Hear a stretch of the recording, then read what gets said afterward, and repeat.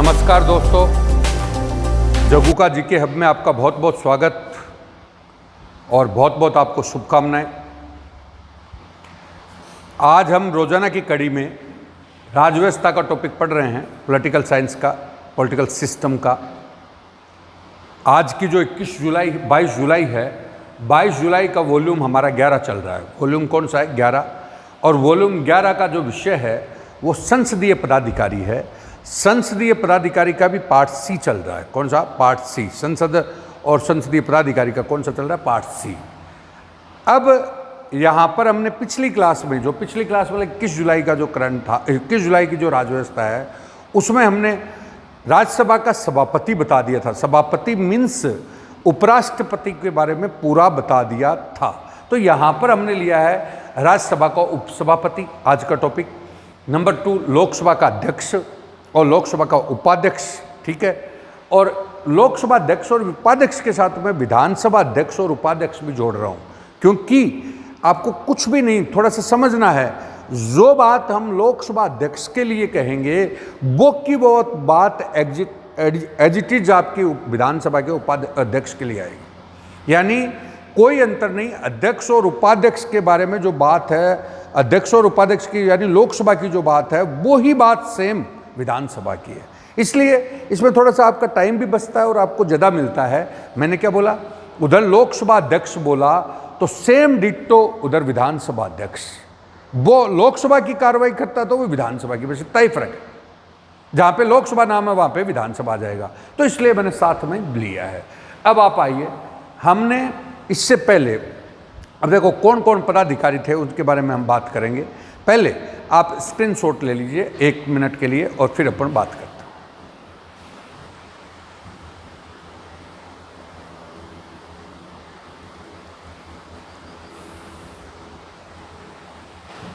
हाँ दोस्तों, देखिए पदाधिकारी कौन कौन से हैं। तो देखिए, हमने पिछले वॉल्यूम में 10 में भी बताया।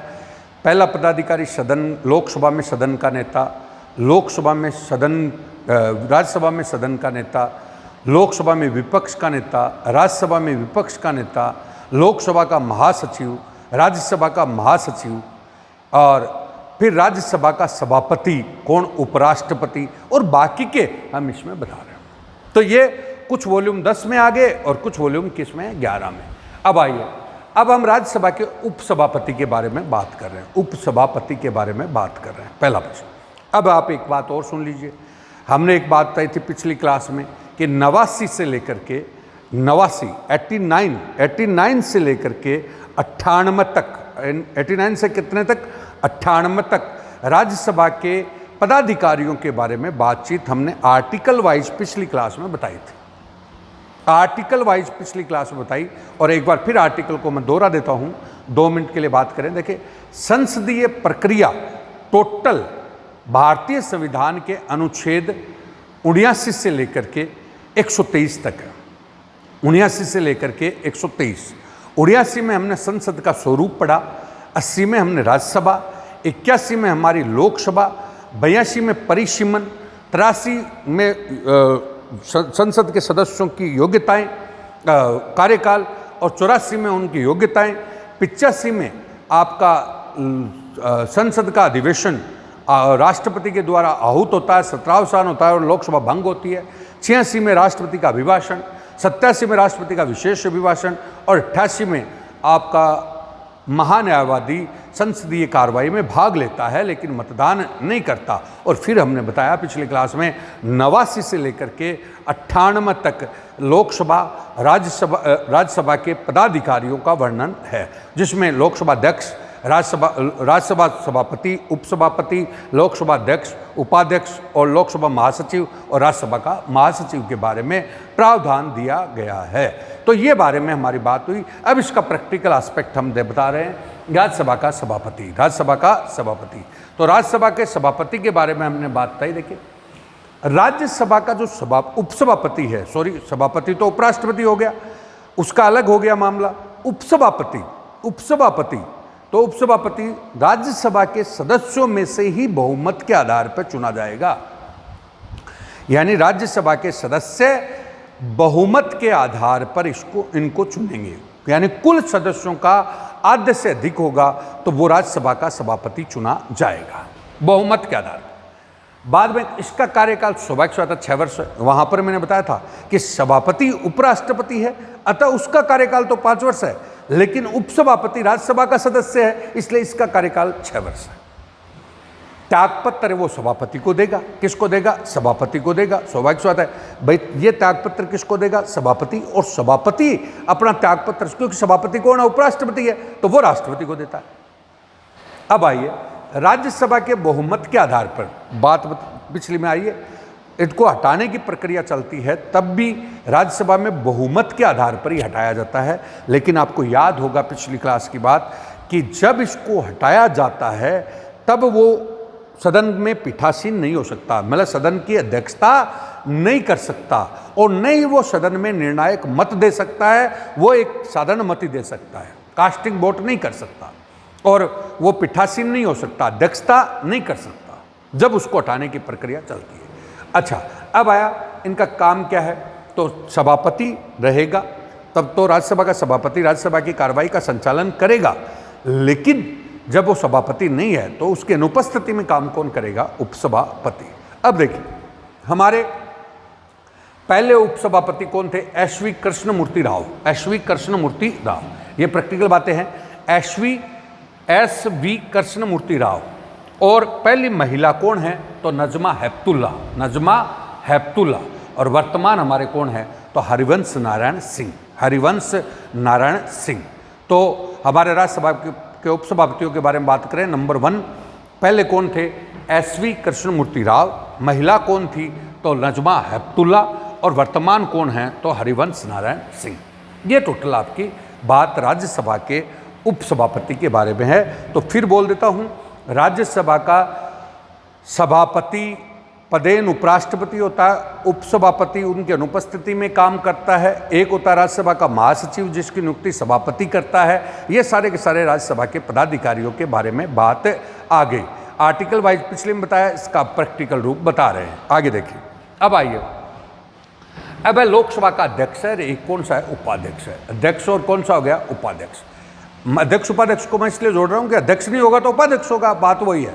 अब आइए, लोकसभा में बहुमत के आधार पर वही बहुमत होगा, उसके आधार पर एक तो अध्यक्ष चुना जाएगा, अध्यक्ष के बाद उपाध्यक्ष चुना जाएगा, और एक पैनल चुना जाएगा। पैनल मतलब 19 सदस्यों में 5 लोगों का पैनल चुन लिया कि मान लो अध्यक्ष नहीं है, उपाध्यक्ष नहीं है, तो पैनल में से कोई व्यक्ति अध्यक्षता कर लेगा। तो ये इनका चुनाव हो गया, ठीक है। उसके बाद कार्यकाल कितना है? वही 5 वर्ष। इनका कार्यकाल कितने वर्ष का रहेगा? 5 वर्ष, क्योंकि लोकसभा का कार्यकाल कितना वर्ष का है? 5 वर्ष, तो 5 वर्ष कार्यकाल रहेगा। त्यागपत्र अध्यक्ष उपाध्यक्ष परस्पर देंगे। अध्यक्ष किसको देगा? उपाध्यक्ष को, और उपाध्यक्ष किसको देगा? अध्यक्ष को। लोकसभा में वही बहुमत के आधार पे इनकी क्या होगी? पदमुक्ति। बहुमत के आधार पे इनकी क्या होगी? पदमुक्ति। बोलो, क्लियर है क्या? बहुमत के आधार पे इनकी पदमुक्ति होगी। और अध्यक्ष की अनुपस्थिति में उपाध्यक्ष काम करेगा। अध्यक्ष की अनुपस्थिति में क्या करेगा? उपाध्यक्ष। अच्छा, लोकसभा में बहुमत के आधार पर इनको हटाया जाएगा तो वही बात वापस बोल रहा हूं, जब अध्यक्ष को हटाया जा रहा है तो अध्यक्ष लोकसभा की अध्यक्षता नहीं करेगा और न ही अपने निर्णायक मत का प्रयोग करेगा, केवल एक साधारण मत के रूप में प्रयोग करेगा। और जब उपाध्यक्ष को हटाया जा रहा है तो उपाध्यक्ष भी अध्यक्षता उस समय नहीं करेगा और न वो निर्णायक मत का प्रयोग करेगा, साधारण मत का प्रयोग ही करेगा। अध्यक्ष की अनुपस्थिति में उपाध्यक्ष काम करेगा। उपाध्यक्ष और अध्यक्ष दोनों ही नहीं है तो वो पैनल में से कोई वरिष्ठ सदस्य क्या करेगा? कार्य करेगा। ये टोटल आपका पूरा का पूरा हो सकता। बोलो, कोई दिक्कत है तो बताइए। अब हम आगे बढ़ रहे हैं, देखिएगा कार्य कौन कौन से। तो देखो, इसको आप लोकसभा अध्यक्ष को आप क्लास टीचर कहें तो बेस्ट है। क्लास टीचर है ये क्लास का। देखो, इस पूरी संसद में जो हेडमास्टर है वो तो है राष्ट्रपति, और क्लास टीचर है वो लोकसभा अध्यक्ष और इधर राज्यसभा का सभापति। अब देखो, क्लास टीचर का काम क्या है? तो पूरी की पूरी क्लास को अनुशासन रखता है, तो उसी प्रकार से लोकसभा का संचालन करता है। संचालन, कंट्रोल, कोऑर्डिनेशन एंड डायरेक्शन करता है। कौन कैंडिडेट कहाँ पर बैठेगा, कौन सी उसकी सीट होगी, कब वो बोलेगा, कब वो नहीं बोल सकता, कब वो बाहर जाएगा, कब वो अंदर आएगा, ये सारी बातें डिसाइड कौन करेगा? लोकसभा अध्यक्ष करेगा। तो मैंने आपको बताया जैसे हमारा क्लास टीचर है, वो क्लास में ये सारी बातें डिसाइड करता है। तो ये तो हो गई नॉर्मल बात ही है। तो एज ए आप समझ सकते हो ये क्लास का क्लास टीचर है। अब हम बोल रहे हैं संयुक्त अधिवेशन की अध्यक्षता करता है। संयुक्त अधिवेशन की क्या करता है? अध्यक्षता बिल्कुल करता है संयुक्त अधिवेशन की। देखिए आपको याद होगा आर्टिकल 108 मैंने पढ़ा दिया टॉपिक। लोकसभा और राज्यसभा में किसी साधारण विधेयक पर सहमति नहीं बन पा रही हो तो राष्ट्रपति संयुक्त अधिवेशन को आहूत करता है। आहूत तो कौन करेगा? राष्ट्रपति। लेकिन उसकी अध्यक्षता कौन करेगा? लोकसभा अध्यक्ष। एक आर्टिकल कौन सा था? 108। बाद में धन विधेयक का निर्धारण करता है। तो मैंने बोला बजट सत्र में जो बजट वित्त विधेयक के रूप में पेश किया जाता है, लेकिन उसका निर्धारण बाद में कौन करता है? तो लोकसभा अध्यक्ष। क्यों? क्योंकि बजट पेश ही किस में किया जाता है? लोकसभा में। तो उसका बाद में धन विधेयक के रूप में निर्धारण करता है। और धन विधेयक का प्रावधान आर्टिकल 109 और कौन से में था? 110 में। बाद में दल बदल, जैसे आजकल चल रहा है, राजस्थान में चल रहा है ना दल बदल। तो कोई व्यक्ति दल बदल रहा है, उसका निर्धारण कौन करता है? तो दल बदल का निर्धारण भी कौन करता है? लोकसभा अध्यक्ष करता है। और सदस्यों के बारे में जो भी मामला है वो मतलब कौन करता है? लोकसभा अध्यक्ष। राज्य में कौन करता है? विधानसभा अध्यक्ष। अब देखो यही मामला चल रहा है। ये नागालैंड में एक व्यक्ति ने याचिका लगाई थी किहोटो होलाहन के मामले में कहा गया कि कोई भी विधानसभा अध्यक्ष है या लोकसभा अध्यक्ष है अपने सदस्यों पर कार्रवाई कर सकता है, लेकिन इसे न्यायालय में भी चुनौती दी जा सकती है। जैसे उदाहरण देख लीजिए, राजस्थान सरकार में जो कांग्रेस से अलग होकर के जो लोग 22 लोग बाहर गए, तो उनको विधानसभा अध्यक्ष ने नोटिस दे दिया। अब उस नोटिस को अभी कोर्ट में, हाई कोर्ट में क्या दी है चुनौती? ये कौन से मामले में था? तो किहोटो होलाहन मामला था नागालैंड का।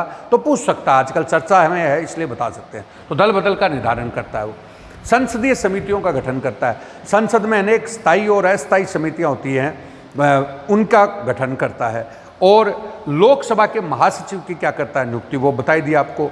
और सदन स्थगन करता है। सदन को, अब ध्यान दीजिए, लोकसभा को भंग तो कौन करेगा? राष्ट्रपति, क्योंकि वो हेडमास्टर है।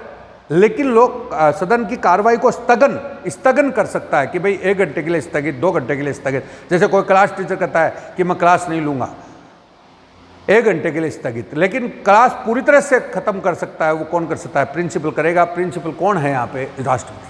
अब मैंने बोला सदस्यों का निलंबन भी कर सकता है। वही बात वापस आ रही है। क्लास टीचर कोई स्टूडेंट मान लो गड़बड़ करता तो उसको कहता था मेरी क्लास से बाहर जा, मेरी क्लास में नहीं पढ़ेगा, तो सस्पेंशन कर सकता है उसका। लेकिन प्रिंसिपल है वो तो उसको बर्खास्त ही कर सकता है कि तू तेरा को हम नहीं रखेंगे, स्कूल में नहीं रखेंगे। उसी प्रकार से यहाँ पर सदस्यों का, लोकसभा के सदस्यों का निलंबन तो कौन करेगा? लोकसभा अध्यक्ष। लेकिन उनकी बर्खास्त की अंतिम कौन करता है? राष्ट्रपति, जो आगे बताएंगे। ये टोटल आपकी बात आ गई। तो मेरे दोस्तों, ये जो मैंने बातें सारी बताई है, जो बातें लोकसभा अध्यक्ष पर लागू हो रही है वो बातें विधानसभा अध्यक्ष पर भी लागू हो रही है। तो 2 जगह पढ़ने की आवश्यकता नहीं है, सीधी सीधी बात पढ़ी है। लोकसभा अध्यक्ष पढ़ते हो तो विधानसभा अध्यक्ष ऑटोमेटिक ही पढ़ा जा सकता है।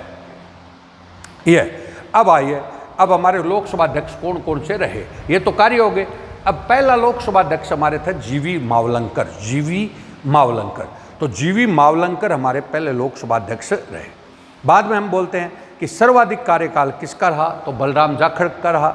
बलराम जाखड़ जो थे उनका सर्वाधिक कार्यकाल रहा। सबसे कम कार्यकाल किसका रहा? तो बलीराम भगत का रहा, बलीराम भगत का। और फिर हम बोलेंगे कि जब पहली गैर कांग्रेसी सरकार बनी थी, गैर कांग्रेसी सरकार के जो प्रधानमंत्री थे वो मोरारजी देसाई थे। पहले कौन थे? मोरारजी। उस समय लोकसभा अध्यक्ष कौन था? तो नीलम संजीव रेड्डी थे। पूछता है, मैं वही क्वेश्चन बता रहा हूँ ज़रा जो आपको पूछा जाता है। पहला कौन? तो जीवी मावलंकर। सर्वाधिक कार्यकाल किसका? बलराम जाखड़ का। सबसे कम कार्यकाल किसका? बलीराम भगत का। प्रथम गैर कांग्रेसी के समय लोकसभा अध्यक्ष कौन थे? तो नीलम संजीव रेड्डी। पहली महिला कौन थी? तो मीरा कुमार। कौन थी? मीरा कुमार। अब है वर्तमान कौन है? ओम बिड़ला। अब राजस्थान से भी पहले कौन है? ओम बिड़ला। ओम बिड़ला का संबंध कहाँ से है? तो कोटा से। तो ये कोई परीक्षा में पूछा जा सकता है। तो ये हो गए लोकसभा अध्यक्ष। कौन से हो गए? लोकसभा अध्यक्ष। अब हम बोलेंगे उपाध्यक्ष। लोकसभा अध्यक्ष नहीं होता तो उपाध्यक्ष काम करता है। तो पहला उपाध्यक्ष था जीसी आयंगर, जीसी आयंगर। और वर्तमान जो उपाध्यक्ष हैं, तो पिछली में 16वीं लोकसभा में तो थंबी दुराई रहे और अभी वर्तमान में बनाया नहीं गया। तो थंबी दुराई 16 में थे, वर्तमान में नहीं बनाया गया। इस प्रकार से आपने देखा तो पूरा का पूरा आ गया। अब देखो, मैंने बताया जैसा आप लोकसभा अध्यक्ष बोलेंगे वैसा का वैसा विधानसभा अध्यक्ष होगा। तो मेरे साथ एक बार बात करें, विधानसभा अध्यक्ष में भी बात कर सकते हैं। राजस्थान का पहला विधानसभा अध्यक्ष नरोत्तम लाल जोशी थे। नरोत्तम लाल जोशी। सर्वाधिक कार्यकाल वाले विधानसभा अध्यक्ष रामनिवास मिर्धा थे, रामनिवास मिर्धा। और सबसे कम कार्यकाल वाले विधानसभा अध्यक्ष थे समर्थलाल मीणा। और पहली महिला विधानसभा थी वो सुमित्रा सिंह थी। कौन थी? सुमित्रा सिंह। और वर्तमान विधानसभा अध्यक्ष हैं वो सीपी जोशी हैं। सीपी जोशी जो चर्चा में है। तो देखिए, वर्तमान विधानसभा अध्यक्ष राजस्थान में कौन है? राजस्थान में बोल रहा हूँ, वर्तमान विधानसभा अध्यक्ष राजस्थान में कौन है? तो सीपी जोशी। पहली महिला विधानसभा अध्यक्ष कौन थी? तो सुमित्रा सिंह, राजस्थान में। लेकिन आपको ऐसे पूछ ले कि देश में पहली महिला विधानसभा अध्यक्ष कौन थी? तो देश में पहली महिला विधानसभा अध्यक्ष सन्नो देवी थी। कौन थी? सन्नो देवी, जो हरियाणा में विधानसभा अध्यक्ष बनी थी। ठीक है। अब हम बोले सर्वाधिक विधानसभा अध्यक्ष राजस्थान में कौन है? सर्वाधिक कार्यकाल वाला तो रामनिवास मिर्धा, सबसे कम कार्यकाल वाला समर्थलाल मीणा, पहला विधानसभा अध्यक्ष नरोत्तम लाल जोशी। इस प्रकार से आप इन पदाधिकारियों के बारे में बात कर सकते हैं। तो ये सारे के सारे आपके पदाधिकारी आ गए, समझ गए? तो ये मैंने टोटल आपको बताया। इसको ये अध्यक्ष उपाध्यक्ष त्यागपत्र वाला जो मसला है मैं कल और आपसे डिस्कस करूंगा, थोड़ा सा कर सकता हूँ। आगे देखिए, मैंने कहा ये दोनों चीज़ें आ गई। अब आइए, अब जो बात हम करना चाह रहे हैं कि हमने संसदीय पदाधिकारी सारे के सारे बता दिए। अब पार्ट सी आ गया। अब पार्ट डी में सांसदों के बारे में आएगा। सांसद राज्य में कौन हो गए? विधायक।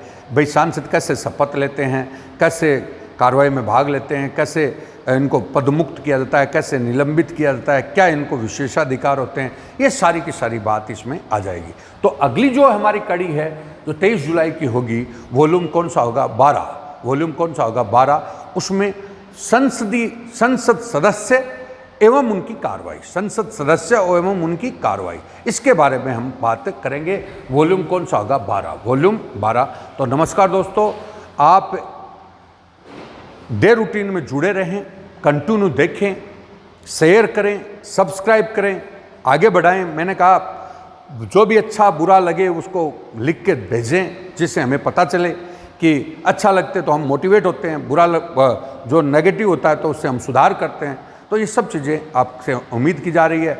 और आगे हमने इसकी बेहतरी के लिए मैंने आपको बता दिया कि भाई 5 अगस्त को हम स्टूडियो हमारा पूरा तैयार होगा, तो उसमें क्लास शुरू हो जाएगी और भी क्लास शुरू होगी। और 15 अगस्त तक हमारा ऐप लॉन्च हो जाएगा, आपकी कृपा रही तो ये आप बहुत बहुत धन्यवाद और बहुत बहुत नमस्कार।